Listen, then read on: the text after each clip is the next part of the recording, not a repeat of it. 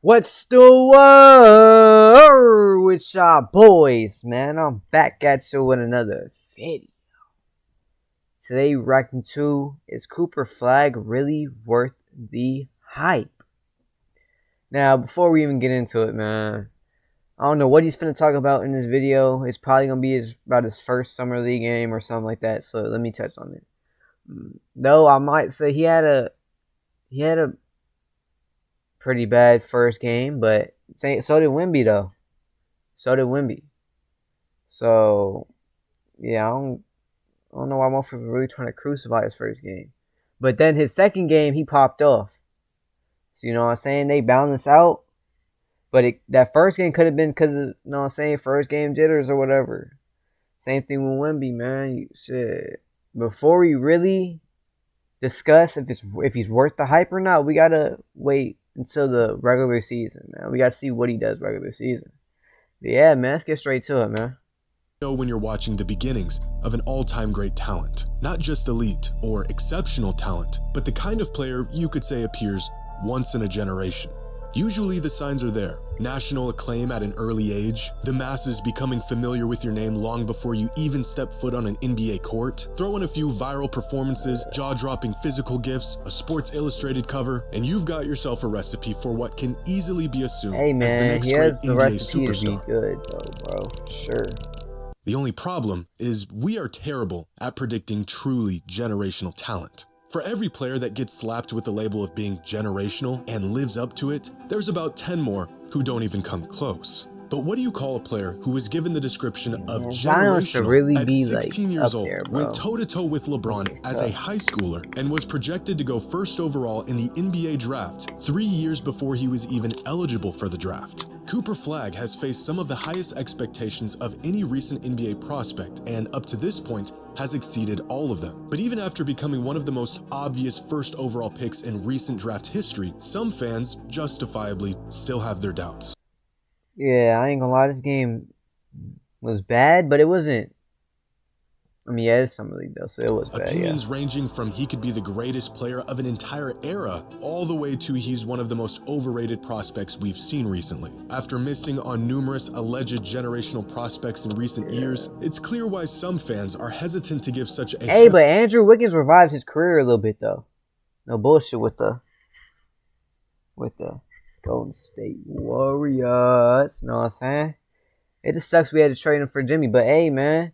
No hard feelings to you, Andrew Wiggins. You know what I'm saying? I'm gonna still rock with you, man. He was one of my favorite players on Golden State Warriors. Now you still one of them ones, so bro. But you know what I'm saying? It just had to happen, bro. We had to, yeah. There had to be a sacrifice, bro. But it's alright though, man. We still fuck with you, Ryan, huh? Label to anyone, and yet some remain certain that Cooper is generational, which begs the question, what makes Cooper Flagg the transcendent talent some say he is? And is he really worth the hype? Or are some fans setting him up for the same exact fate other generational talents have suffered? To answer this question, we have to go back long before anyone even knew the name Cooper Flagg.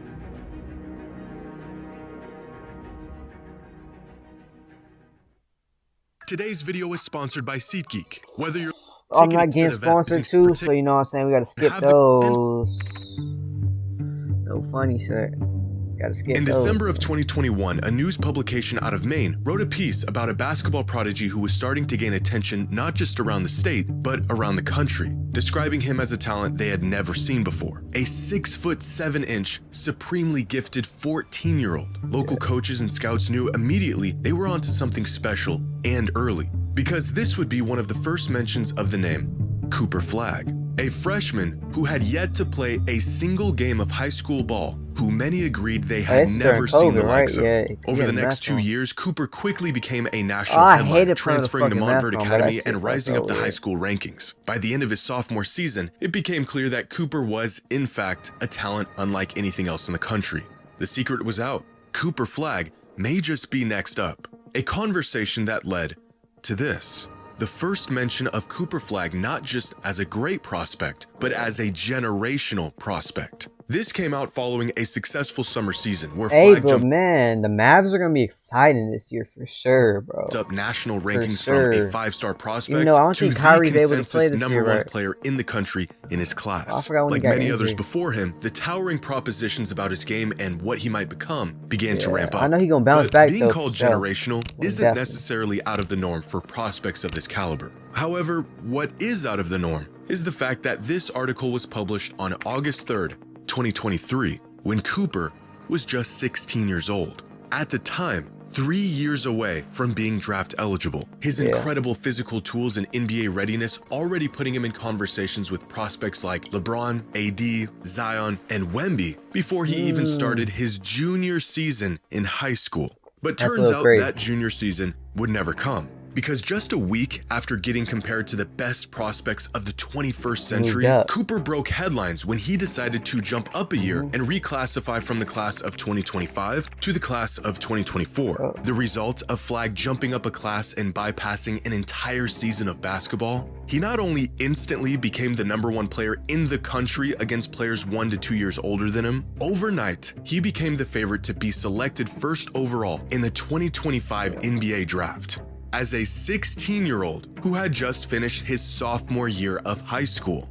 The rankings were, of course, correct. Cooper was still so far ahead of his competition that he was a shoo-in for the High School National Player of the Year just a few games into that season. Projections this bullish and this early are so rare that we've only seen them a handful of times. Back in 2001, when NBA scouts were already saying a 16-year-old LeBron was a surefire #1 pick, and more recently with Victor Wembanyama, who was projected to be the first overall pick 2 years before he was eligible for the draft. Outside of these two truly once-in-a-generation talents, even the most sought-after prospects do not face these expectations this early in their basketball career. But it was in the following season where Cooper would face his biggest test yet. Prove that he was good enough to still dominate games at the college level. But before he even stepped foot on a college court, Cooper did what no high schooler had ever done before him. How do we know if Cooper Flagg will be able to play at the next level and compete against the best players in the world?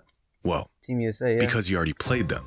Last summer, at just 17 years old, Flagg was chosen to be a part of the USA men's select team, a team that would scrimmage LeBron, Steph, KD, and the rest of the Olympic team. A team that hadn't featured a non-NBA player in over a decade and had never featured a high school kid. Now, the best one could hope for this kid going toe-to-toe against the NBA's best is for him to just fit in, soak in the moment, make the right plays, and just not be a liability. Cooper didn't just fit in. He actually stood out. In a straw poll survey conducted by The Athletic following the training camp, players on the Olympic team were asked who they thought the best player on the men's select team was. The player who was chosen by unanimous decision was Cooper.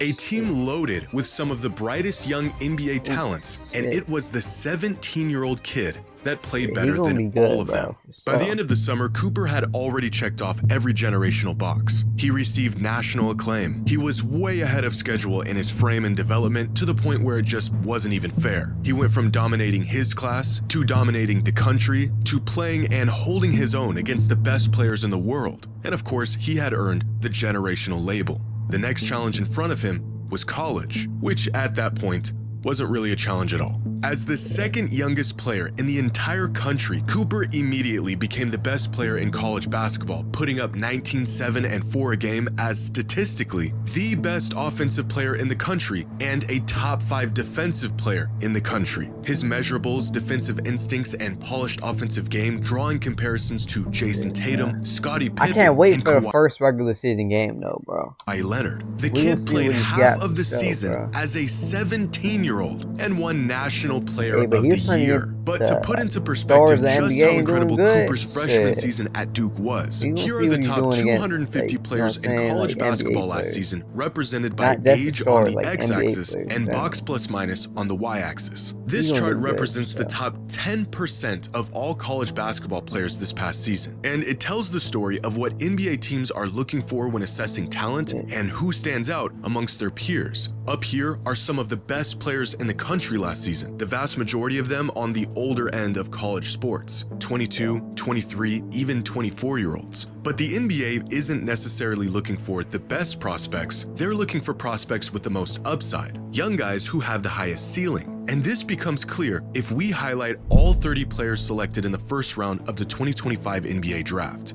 All of these players had great seasons, but what really sets them apart from the other 2,400 collegiate players trying to get drafted is their youth. Younger. Look at the top picks in this year's draft, and all of them are much younger than their non-drafted counterparts. You could call this the draft zone, a recipe Damn, wait, who is it? Wait, who's the one up here?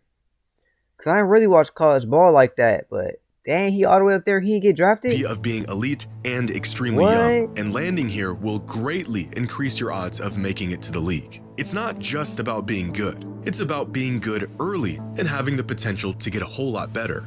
But if the best prospects in the country are here, where's Cooper Flagg? You guys are not gonna believe this.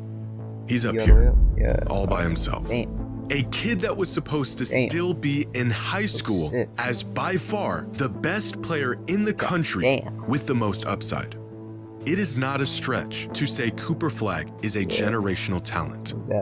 But here's the catch. Despite all of the incredible things he's done over the last few years, and his absurd NBA readiness at a young age and just how much upside he possesses, Cooper is not the exception. When LeBron came into the league, we had never seen a prospect quite like him up to that point. When Victor Wembanyama was drafted, we definitely had never seen a player like him before. In fact, I didn't even know a player like him was in the realm of possibility. But we have seen players, even recently, like Cooper Flagg, that were just as talented, just about as young, with games just as NBA ready as Flagg's is. And even when we think we know the recipe for a surefire megastar, history has shown us that oftentimes we don't know the difference between great talent and generational talent. Since 2000, there have been 12 players who were given the label of generational, from LeBron and Greg Oden. All right, let's go through this. So, Andrew Wiggins, his first couple of seasons weren't good. AD, he was good.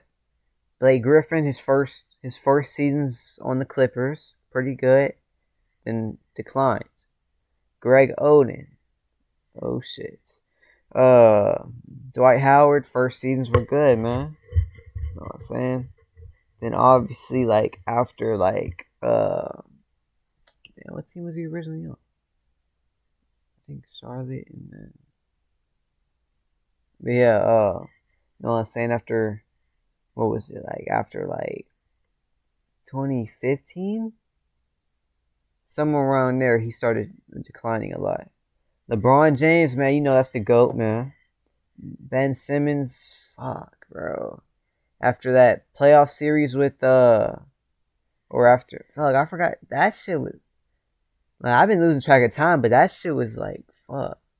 Yeah, right before he got traded to the Nets, though, he lost all confidence in his game. Everything, declined. DeAndre Ayton, never really, or after the Suns, even on the Suns for a little bit, wasn't really doing good. Zion's just been dealing with too many injuries. Cade Cunningham's good. Victor Wembanyama, tough. He's tough as fuck.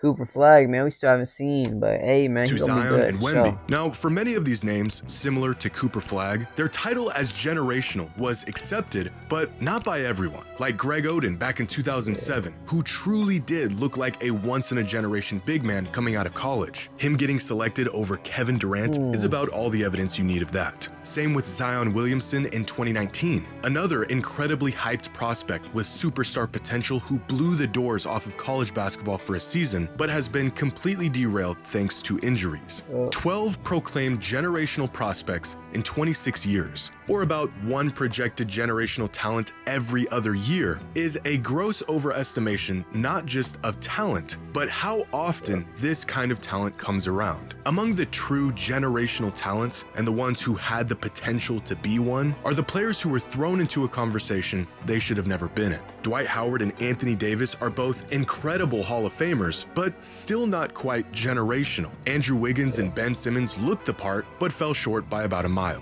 Believe it or not, even players like DeAndre Ayton and Cade Cunningham managed to earn the generational label leading up to the time Yeah, they but were they're not drafted. generational. Of these 12 players, one of them truly lived up to the lofty label, and another one is currently proving he was worthy of the label. The general public predicted 12, and we got 2.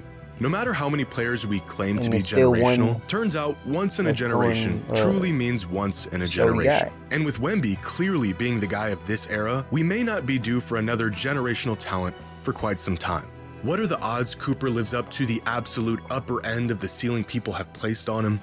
Well, no one actually knows. If what a player did leading up to the time of them being drafted told us who they would become in the league, then Zion, Ben Simmons, and Andrew Wiggins would be the face of the NBA right now. The inverse of this is also true. If pre-draft projections were any indication of who a player would eventually become, Giannis, Jokic, and Kawhi would have been written off years ago. We may have an idea of what a player might become, but that's it. An idea. Truth is, some of these once proclaimed generational talents didn't fail to meet their potential. It's likely that they were just never the once-in-a-generation talent some claimed them to be. All things indicate that Cooper Flagg could be a truly transcendent player in the league. Crazy, of course, that's if indication meant anything at all. Only time will tell what Cooper's true potential is, and if he'll rise up and meet it. Yeah. Oh shit, that's it. Alright, man. Alright. So if you made it through this video, appreciate you a lot. If you're new, like, subscribe, comment down below what you want me to react to next. Feel me? But hey, man, like he said, only time will tell if Cooper Flagg's gonna live up to the hype. Feel me? But he did play against all the good or the best players in the NBA, basically. Or not. Or the best American players in the NBA. You feel me? And yeah, so and he did good. He did good, bro. So he's most definitely gonna be a superstar, but generational. We're gonna have to wait and see. We're gonna have to wait and see, man. That's all I gotta say, man. So hey, I'm gonna catch you in the next one. So we out. Peace.